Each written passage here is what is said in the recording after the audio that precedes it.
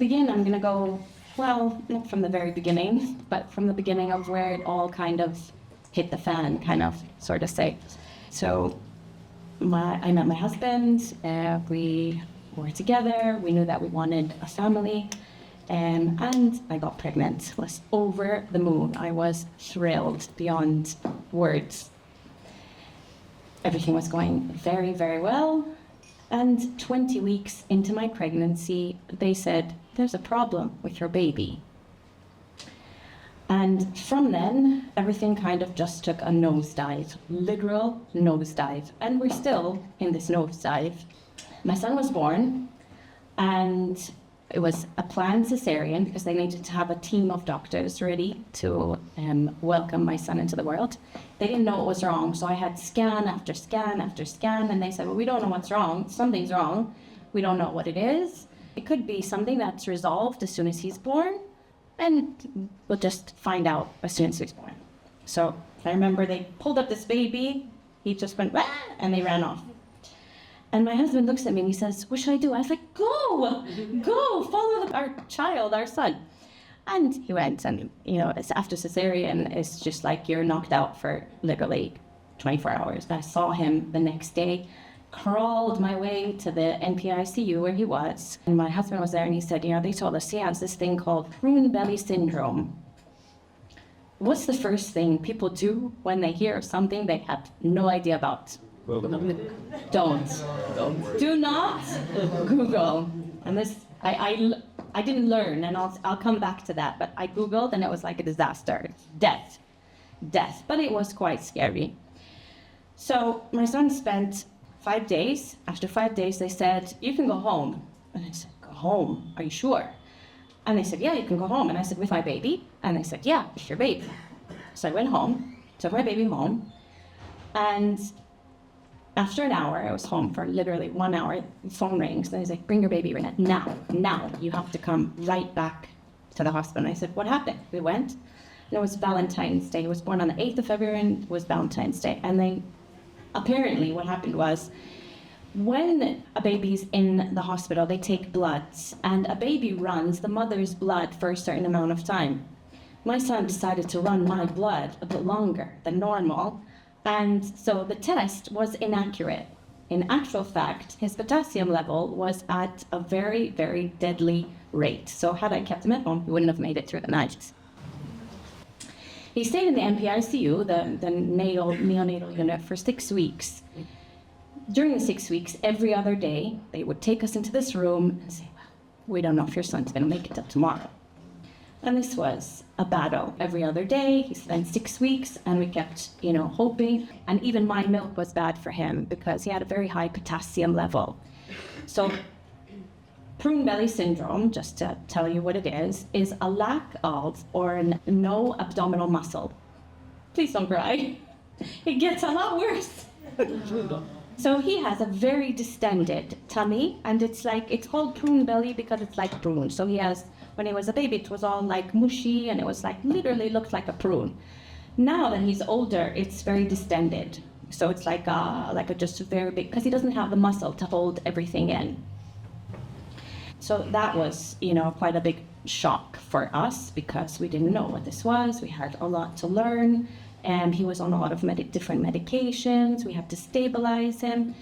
And the condition, because there is the abdominal muscle didn't develop, it also means that the organs in this area didn't develop. So you have ureters, kidneys, testicles, bladder, everything. He is 11. He has had 15 procedures till now. He will need more. So if I'm not ready, no one's going to be. So I have made peace with the fact that it is a roller coaster, because we've been told many, many times that it will get bad. It's good, and it will get bad. So I have had to make peace with it. It wasn't easy. And in the beginning, when I did finally take him home, I was in complete denial. Complete and utter denial. How could it be that I did everything? I wanted this baby, I did everything, I ate well, I didn't go out late, I drank well, I took my prenatal vitamins, I did everything. How could this be? I was angry. I was so utterly angry and devastated. This baby was angry as well. I could feel his anger, and I could feel just all of us being angry together. And I said, I made this decision, and I said, okay, you know what? This isn't getting me or us anywhere. And I made a mental, conscious decision that I needed to turn everything around, because if I didn't, it was only going to get worse. Surprise. So we went to the doctor after he was about 15 months old, and we had an appointment. So he left the hospital. We had regular checkups, blood tests, and everything was going well.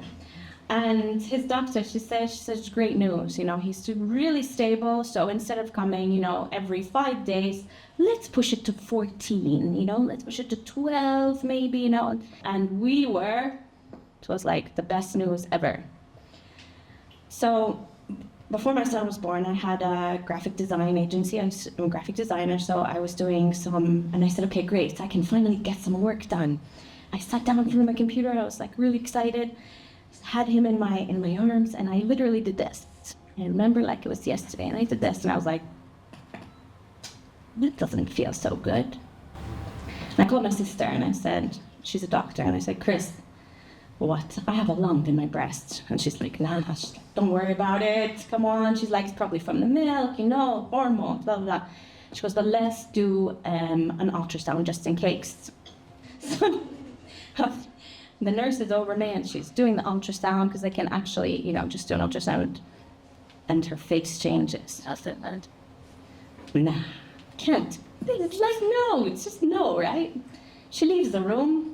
And the one in the suit comes in, and I'm like, oh no, now it's serious, now I'm in trouble. And she goes, look, I don't like what I see. I have to do a biopsy. She goes, I can do it for you now, or I can do it for you later. I was like, no, let's just do it. I have no time to waste. I need to get home. So those were another couple horrid days waiting for results, which ended up being grade 4 breast cancer. So there I was, thrown back into the system, this time not me, my son, and for the first time, me and my son were separated because I had to get a scan, and the scan was like a nuclear scan. It was toxic, so I couldn't be around him. And this was so traumatic for me. Nothing else was traumatic, just being away from him was traumatic. Anyway, I had a year, I had my surgery, I had to have my chemo, and during the same time, my son had to go through 5 surgeries. Now, it's fine, surgeries are okay, hospitals there to keep you safe, and there are certain things that you have to do. But some just went haywire. So the one in particular that was just the worst so his testicles were still up in his abdomen, they didn't descend. So they had to operate to be able to bring them down. And they do this in stages. And when they're very young, they do something called the keyhole surgery. Now this is where it gets really blows your mind. So it's a very small incision, he still has a little incision here, one of them, on his belly. And they put a camera and all the machinery, they inflate, and they do what they have to do, and everything should be fine. But here's the catch. Because his tummy doesn't have muscle, when it deflated, we found out after, his ureter, because it doesn't have the same physiology as ours does, kinked on itself. So he wasn't passing urine, and he didn't pass urine for 12 hours, so much so that he was going into septic shock. And he was only 18 months old. When his doctor's consultant comes into the NPICU, by then we had moved him from the ward into the NPICU again, and she comes and, I'm still going through my chemo, I'm still going through my treatment. And she says to me, does he have a passport? She said, please, you need to get him his passport because we need to take him to the UK now. And she said, and you can stay here. She said, you can't come because you're immunosuppressed. And I said, you're not taking my baby. If you take my baby, I will die right here. And I remember this doctor, she's still his consultant now. She was she got all teary. She turned around, she composed herself, she turned around, she came back and she said, okay, let's see what we can do. And his surgeon was actually that did the surgery was from the UK. He was here. He turned around from the airport, came back, and he said, "Listen, I don't know what we're going to find. I'm going to go in and I'm going to operate on him right now." And that's what he did. He said, "But I'll let you know, obviously, so you don't know." He came back, and this is when he told me that the ureter kinked on itself, and they had done what's called a ureterostomy. So by now, I'm like so grateful that I had my academic background in biology, that I was understanding without them having to explain too much. So they did what's called a ureterostomy, which meant that urine was bypassing the kidney and just going from the bladder straight out. So imagine a baby, straight out urine all the time. Had to put 3 nappies on him. We sorted this out. We got through this, and he was 18 months old. He had a very, very, very bad infection, and they had to remove one of his kidneys. And I said, "Okay, fine, I'll wear a mask." You know, masks for me were way before COVID. I would wear a mask.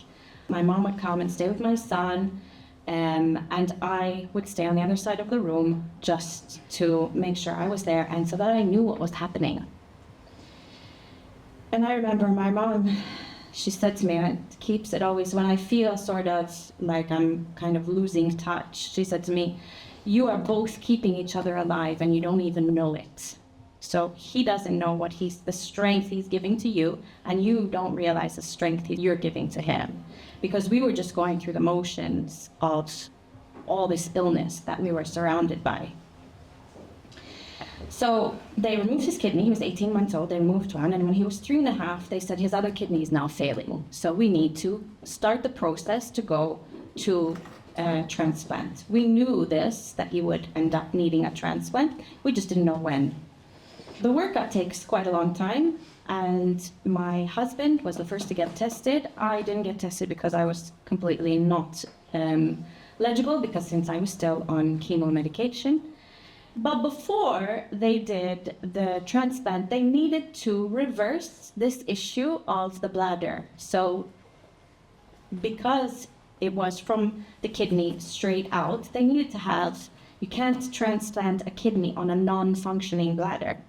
So he had this very, very difficult surgery. I think it took about 6 hours. The morning after the surgery, the nurse comes in and she said, "Has he moved his leg?" And I said, "That's it." I said, "No, he hasn't." And she said, "Because we give an epidural," so they give an epidural like we do in she said, "It could be that we hit a nerve and he's lost function in his leg." Hold it together. I remember I always do this. I grab onto the edge of the bed and I call my husband. He's like devastated. He's a wreck. And I was like, "He's still here. Still here. It's like if he needs a wheelchair or to learn to walk again, we'll deal with it."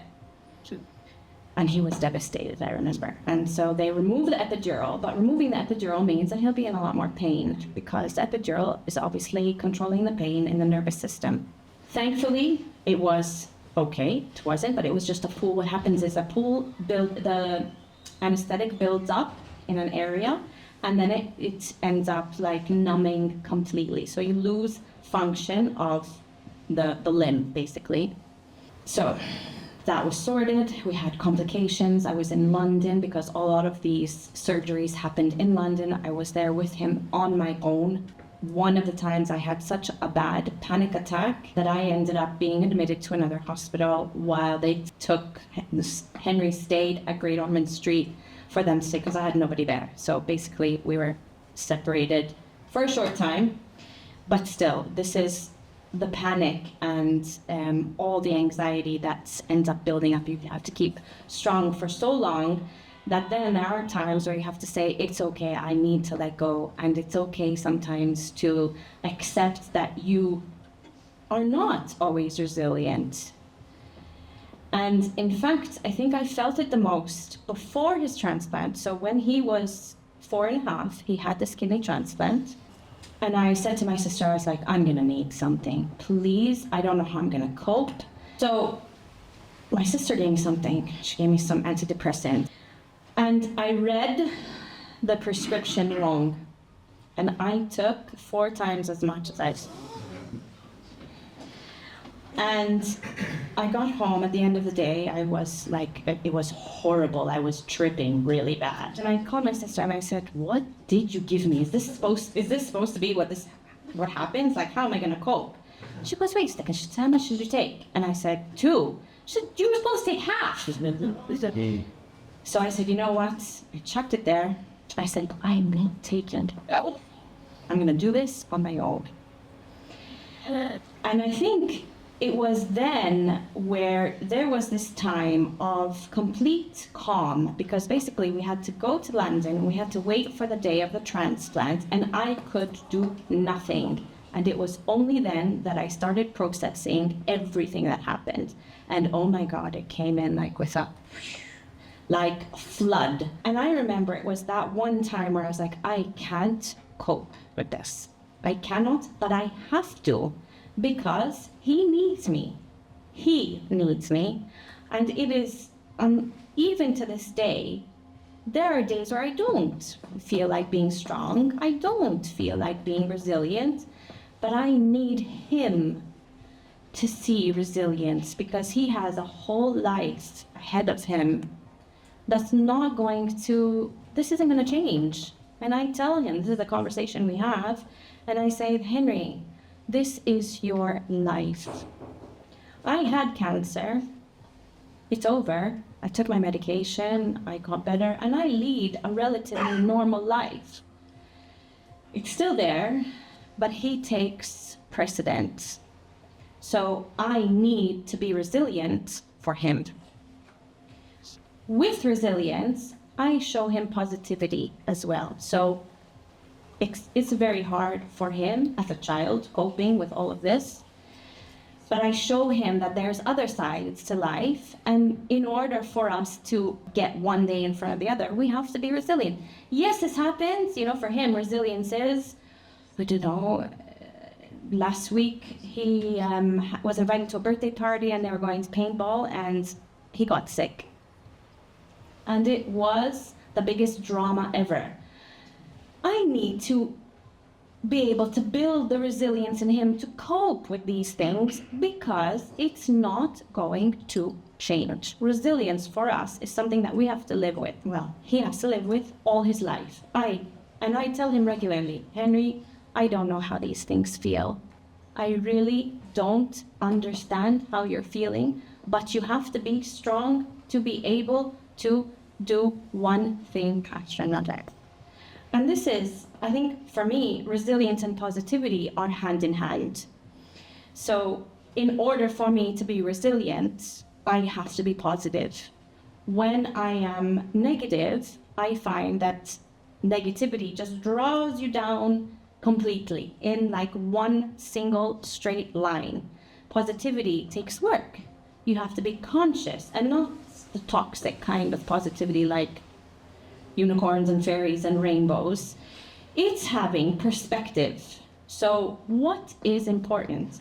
I wish today, so I said this to our therapist the other day, and I said, with everything that has happened and all the horrible things and the darkness, I am happier and more at peace than I have ever been in my entire life. It's weird when I think about it, and when you say it, it's just really strange. But it's true, because I don't let the small things bother me. But okay, so this is in no way a competition or a comparison or telling you that your feelings and situations are not valid. I share our story to give you perspective, and that perspective gives you peace. It's not because I am worse or better or different or it's harder or this and that. It's because when you find this peace, it's better, it's nice. It's really a nice feeling. It's not to say, oh, you're going through that, but you know what I'm going through? This is what I'm going through. It's much harder than you. It's not about that. It's about being able to see what's really important. It's okay to complain, because people say to me, "Well, I complained about having a cold." It's okay, because your worst was a cold. my worst was different. So my perspective is different. And I'm going to close off with this because we have this issue of like traffic and being stuck in all like road rage and stuff like that. And I smile when I'm in traffic. Because the amount of times I sat in that blessed blue chair next to my son's hospital bed, I really, really wished I was stuck in traffic.